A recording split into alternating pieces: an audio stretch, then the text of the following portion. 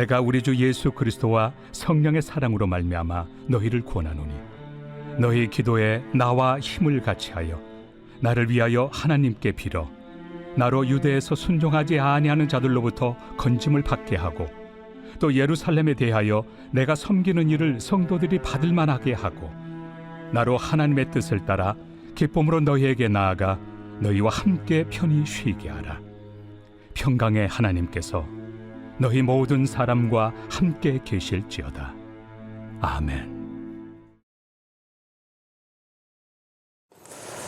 지금 우리는 로마서 15장을 통해서 교회가 어떤 공동체인지에 대해서 살펴보고 있습니다.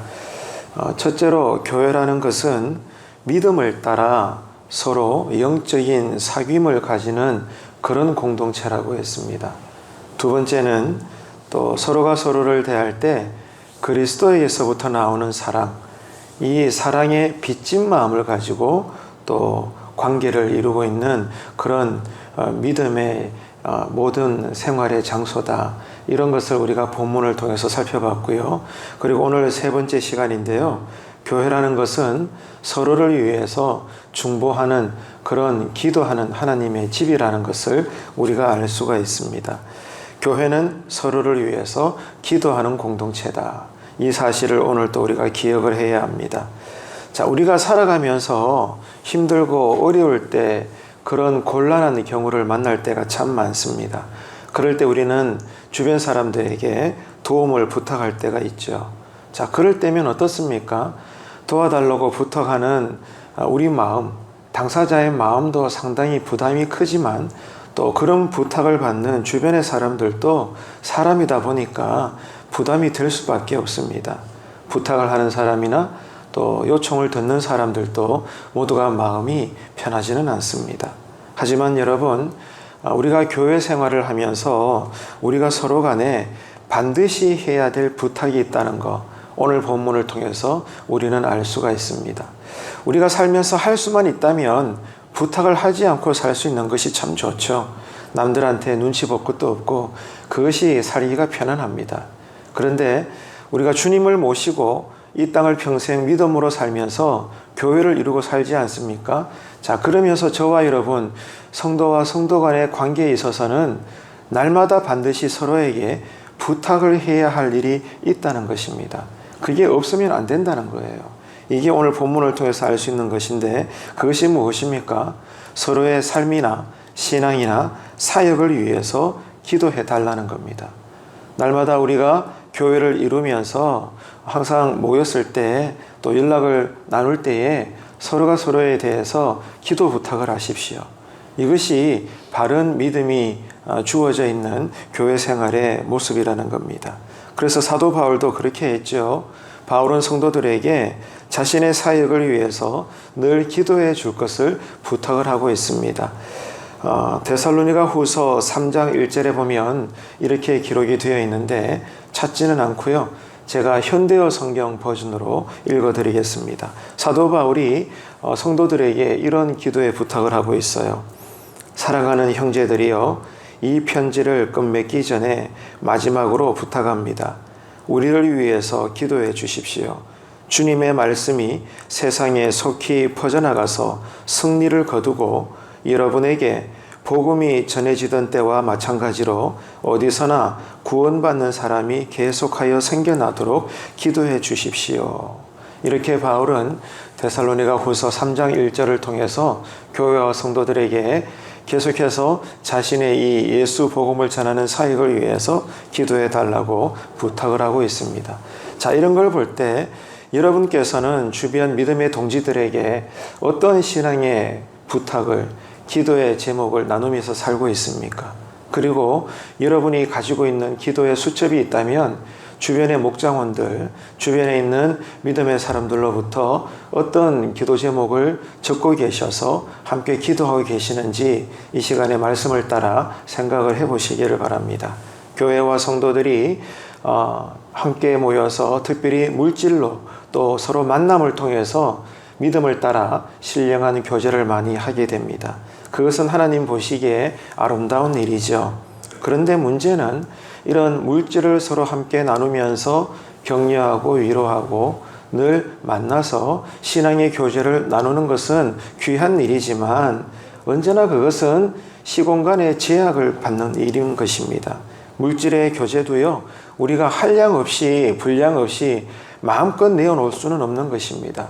우리도 그것을 가지고 살아야 되고 또 자식들 키워야 되고 생계를 유지해야 되고 그것 외에도 우리가 또 나가야 될 부분들이 얼마나 많습니까? 그래서 우리가 작을지라도 작은 분량을 가지고 서로의 필요를 우리가 물질로 섬기고 채워주고 돕지만 제한 없이 무조건 다 우리가 내어드릴 수는 없는 것입니다. 거기에는 한계가 있는 것이죠. 그리고 우리가 성도들이 만나는 것도 마찬가지입니다. 시간과 장소에 제한을 받는 것이죠. 하지만 생각해 보세요. 서로를 위해서 기도한다는 것, 여기에는 시공간을 초월해서 언제든지 우리가 할 수 있는 일입니다. 우리가 잠자리에서도 서로를 위해서 기도할 수 있고, 한 사람은 미국에 있고 또 한 사람은 한국에 있어도 서로의 이름을 불러가면서 주 안에서 우리는 얼마든지 간에 밤을 지새워서 기도할 수가 있는 거죠. 그렇기 때문에 이 기도라는 것은 교회를 이루는 또 교회 공동체 안에서 성도 간에 정말로 신령한 영적인 교제를 나눔에 있어서 너무나 강력한 도구가 됩니다. 그리고 엄청난 열매가 되는 거죠.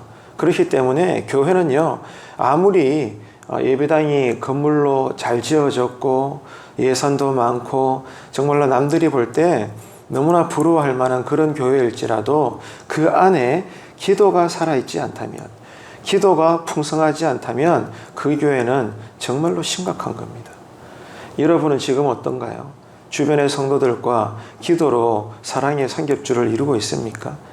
오늘 또 여러분 주변에 우리 목장원들, 성도님들을 생각하면서 늘 마음으로 때로는 여기저기에서 어떤 모습이시든지 간에 주님의 이름을 부르면서 저들을 축복하시고 기도하시는 그런 중보 기도자가 되시기를 간절히 바랍니다. 자, 그런데 이렇게 서로를 위해서 기도를 함에 있어서 특별히 중요한 중보 기도가 있어요. 그게 뭘까요? 말씀을 맡은 목회자들을 위해서 기도하는 것입니다. 정말 중요한 거예요. 왜 그렇습니까? 목회자가 성도들보다 더 귀하기 때문입니까? 그런 것이 아닙니다. 교회는 하나님께서 세우신 집입니다.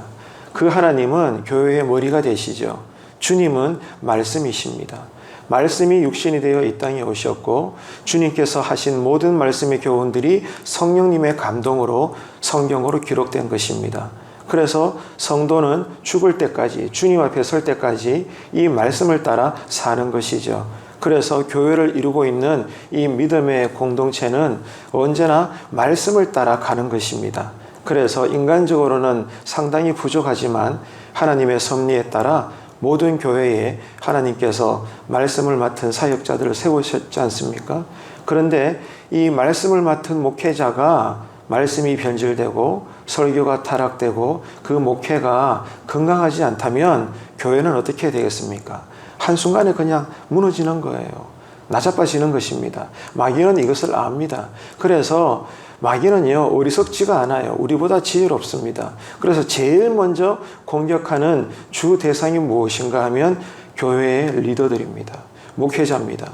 목회자 한 사람만 넘어뜨리게 되면 나머지 여러분 주변에 다 연결되어 있는 성도들은 도미노처럼 쓰러지게 되어 있는 거예요. 그렇기 때문에 여러분 한 분 한 분의 신앙을 위해서 우리가 몸담고 있는 평생을 함께 섬기는 이 교회가 건강하기 위해서는 무엇보다도 말씀을 맡고 있는 목회자를 위해서 기도해 주셔야 됩니다.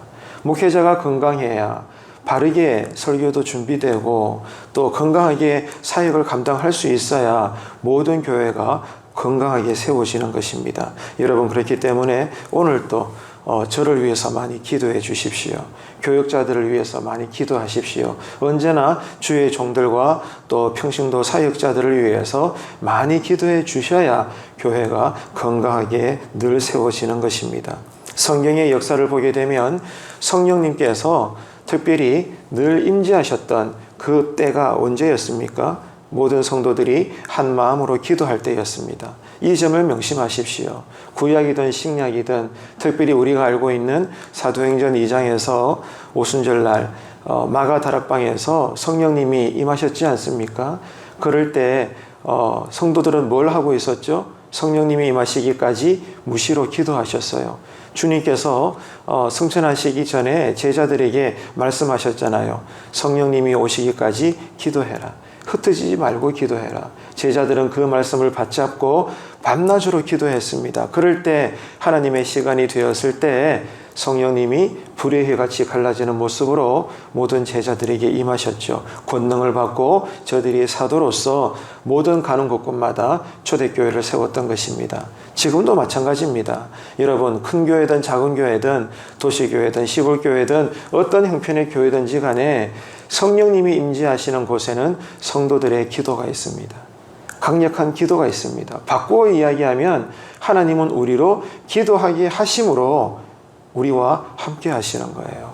하나님의 권능이 나타나는 것입니다. 여러분, 그렇기 때문에 교회를 중심으로 모든 이루어지는 사역들이 강력하게 권능이 임하고 열매를 맺으려면 오늘 또 한결같습니다. 예수 이름으로 강력한 기도자가 되십시오. 여러분이 서 있는 곳에 기도 모임을 만드십시오. 거기서 주의 이름을 부르십시오.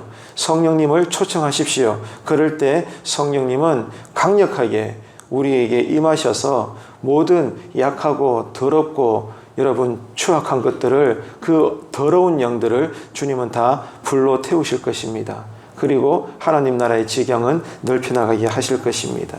여러분, 교회 안에는 참으로 다양한 영적인 교제들이 있겠죠. 하지만 서로를 위해서 기도를 하는 이 거룩한 교제는 무엇보다도 귀한 것이고 먼저 된 것이며 강력한 것입니다. 그리고 또 하나 우리가 잊지 말아야 될 것은, 다른 교회 안의 교제들은 우리가 마음을 다 쏟지 않고라도 억지로라도 할 수 있어요. 근데 가만히 생각해 보세요. 내가 누구를 위해서 기도를 한다. 30분이고 1시간이고 정말 나를 위해서 기도하듯 마음을 다 쏟아서 누구를 위해서 내가 중보를 한다라고 했을 때, 내가 그 사람을 진실로 사랑하는 마음이 없다면 절대로 중보 기도가 안 나옵니다. 그렇잖아요. 내가 그 사람을 지금 싫어하는데, 그 사람을 미워하는데, 내가 저 사람 때문에 상처를 받았고, 내가 저 사람이 너무 불편한데, 여러분, 기도가 나옵니까? 나올 수가 없는 거예요. 이게 정말 놀라운 중요한 부분입니다. 여러분, 정말로 내가 주님 안에서 교회 안의 성도들과 주변의 이웃들을 위해서 간절히 기도하는 중보 기도자가 될 수 있다는 것은, 나와 그 사람 사이에 이 믿음과의 이 교제하는 통로 안에 막힘이 없다는 거예요. 사랑이 계속 공유되고 흘러간다는 것입니다. 이게 먼저 된 조건이에요. 그러니까 여러분, 사랑이 없으면 제대로 된 교회 생활이 될 수가 없는 거예요. 사랑이 먼저 흘러가야 됩니다. 이게 수도 파이프가 되어야 되는 거예요.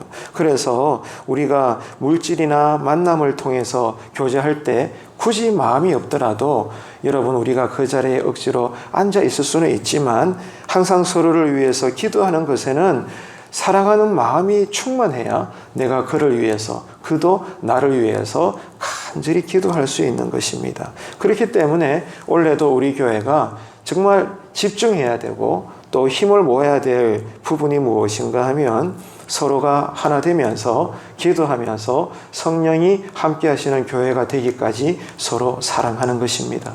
그래서 오늘 또 우리가 기도할 때, 하나님, 내가 속한 목장원들을 더 사랑할 수 있도록 사랑의 믿음을 주십시오. 사랑의 은사를 주십시오. 하나님, 누구든지 간에 주님이 나를 사랑해 주셨듯 나도 그 사랑 안에서 주님의 사랑을 본받아 내가 먼저 내 주변에 누구라도, 또 성경의 가르침 따라 심지어 원수일지라도 내가 먼저 함께 할 수 있고 손잡아 줄 수 있고 저들의 마음을 공감할 수 있는 그런 열린 마음을 하나님 오늘 또 나에게 주십시오. 이 기도가 이 새벽에 드려질 수 있는, 그러므로 말미암아 기도도 함께 되는, 그래서 성령님이 나에게나 너에게나 우리 안에 오늘 또 강력하게 임재하실 수 있는 그런 교회가 만들어지게 되기를 축복합니다.